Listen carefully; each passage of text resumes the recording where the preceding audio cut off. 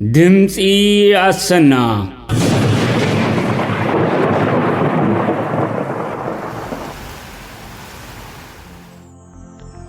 እዚ ካብ ከተማ ለንደን ዝመሓላለፍ ድምጽኹም ድምፂ አሰና እዩ።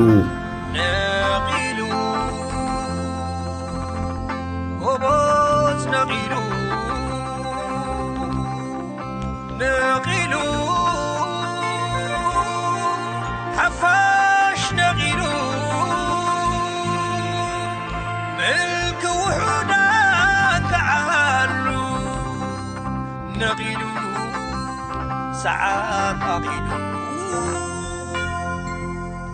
وغن عسل حبر سمر وغن تعاكب السمر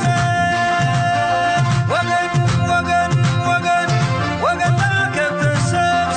في اللي كان سلتلازر سلام لحزبي تبني أخيرنا لو تغني عديكم قوام مداني ساعات أخيدو كبور سلام تنبصحكم زخبركم تخاطلت دمص اسنا كما يتوعلو ابناي لومي سولوس 17 حمله مدبنا فلما زينا قصيلنا دمام زبانسو اط ኤርትራውያን ከይን ድንበር ከይን ወድል ብዝብል አርስቲ ጽላል ካብ ሕብራት መንግስታት አሜሪካ ዘዳልዎ ጽሑፍ ከምኡን ምሳ ሰናዳይት ሽማግለ ፌስቲቫል አትላንታ ንገስጋስ ምድላዋቶም ብዝምልከት አቀዲምና ዝገበርና ይዝርርብ ከነቅርበልኩም ኢና ፈለማ ግን ዜና ከነቀደም በርስታቱ ክንጀምር ኣብ ሃገራት ዓረብ ገሊኦም ብስውር ገሊኦም ዲፕሎማሲያዊ ፓስፖርት ሒዞም ነዚ ሓለፈ ዓመታት ከም ስለያ ውልቀ መላኽ ኢሳያስ ክሰርሑ ጸንሑ ሓያል ሃሱሳት ኢሳያስ ናብ አዲስ አበባ ብዝኸደሉ እዋን አቀዲሞም አዲስ አበባ ምስኣተው ከም ዘይተመልሱ ምንጭታት ሓቢሮም ውልቀ መላኽ ኢሳያስ አፈወርቂ ነቲ 10 ዓመታት ተዓጽዩ ዝነበረ ኤምባሲኡ ኣብ አዲስ አበባ ብምኽፋት ኣብ ኢትዮጵያ ዝገበሮ ምብጻሕ ዛዚቡ ውልቀ መላኽ ኢሳያስ አፈወርቂ አዲስ አበባ ብዝበጽሐሉ እዋን ብመንገዲ ሓላፍ ስለያ ብርጋዴር ጀነራል አብርሃ ካሳን ኢትዮጵያ ዝምልከት ኣብ ኢዱ ዝጸንሐ ምስጢራዊ ሓበሬታ ንመንግስቲ ኢትዮጵያ ከም ዘረከበ ተገሊጹ ኣብ መንጎ ኤርትራን ኢትዮጵያን 10 ዓመታት ተቋሪጽ ዝጸንሐ ናይ ቴሌፎን መስመር ዳግም ከም ዝተጀመረ ተጠቀምቲ ገሊጾም ኣለዉ ኣብ ሶማሊ ኢትዮጵያ ዝርከቡ መንእሰያት ነቲ ኣብ ልዕሊኦም ዝግበር ዘሎ ቅትለት ደው ከብል ብዘይ መኽኣሉ ተቃውሞኦም ንቀዳማይ ሚኒስትር ኢትዮጵያ ዶክተር አብይ አሕመድ ገሊጾም ዜና በዝርዝር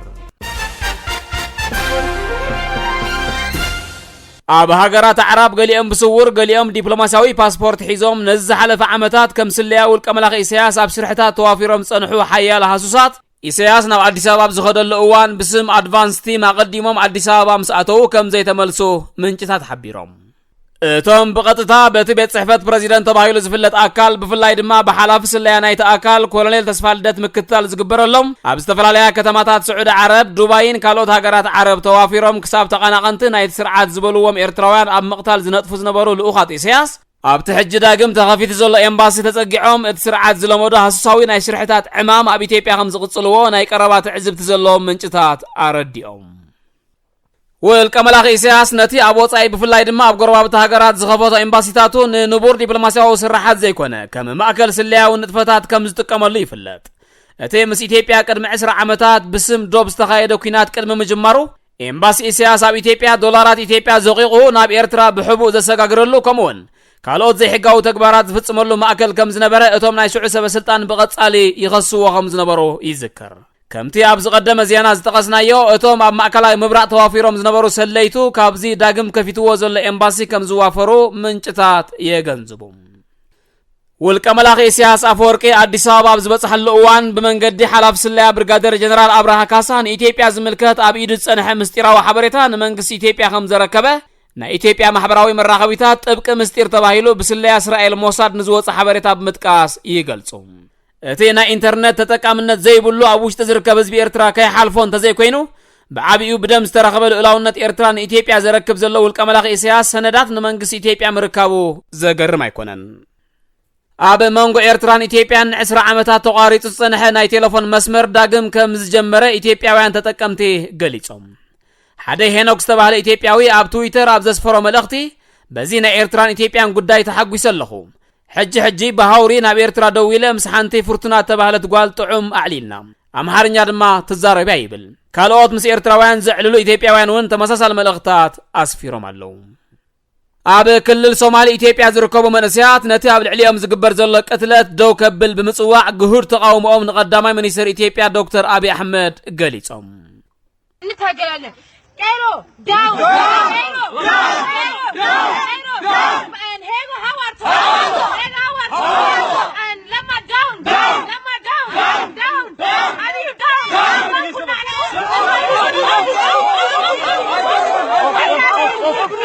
እኛን አንድነት እንጠብቃለን ሁሉም ነገር ዛሬ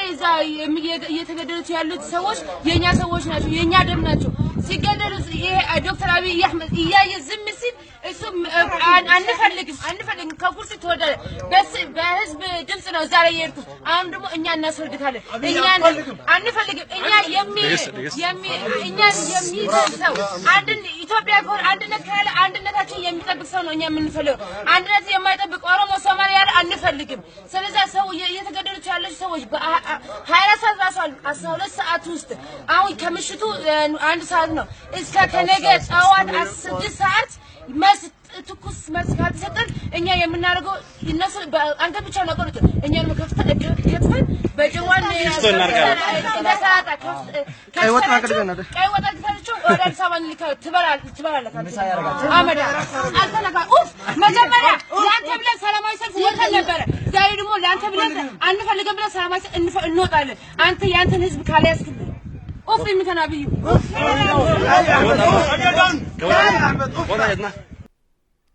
ንሳቶም ነቲ ብቄሮ ኣብ ልዕሊኦም ዝፍጸም ዘሎ ቅትለት ደው እንተዘየቢልዎ ንሳቶም እውን ከም ቄሮ ሕኒኦም ክፈዲ ምዃኖም እዮም ብተወሳኺ ዝገልጹ ዘለዉ ኦሞን ተላኣኺ ውልቀ መላኺ ኢሳያስ ኣምባሳደር ህግደፍ ኣብ ኬንያ በየነ ርእሶም ብስምዒት ድሌትካ ኮይኑልካ ክብል ንኢሳያስ ኣብ ናይ ትዊተር መልእኽቱ ወዲሱ እቲ ምእንቲ ኢሳያስ ክብል ማዕረ በዓልቲ ቤቱ ሰናይት ደበሳይ ዘእሰረ ኦሞን ተላኣኺ ውልቀ መላኺ ኢሳያስ ኣምባሳደር ህግደፍ ኣብ ኬንያ በየነ ርእሶም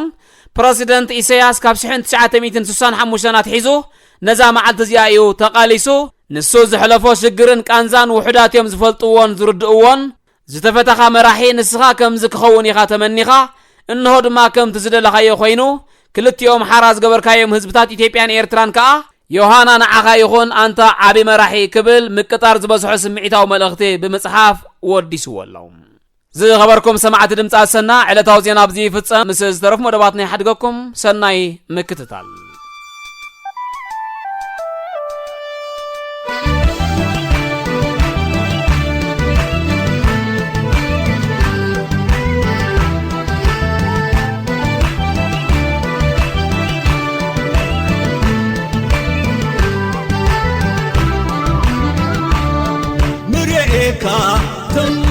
سمعك تم مرعيك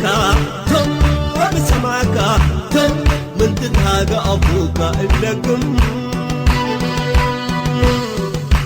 تم تم تم زمن أكوي علينا وفتح أنا بوحكم وعبايد اللي يهو إيتت أزم وعبايد اللي يهو إيتت أزم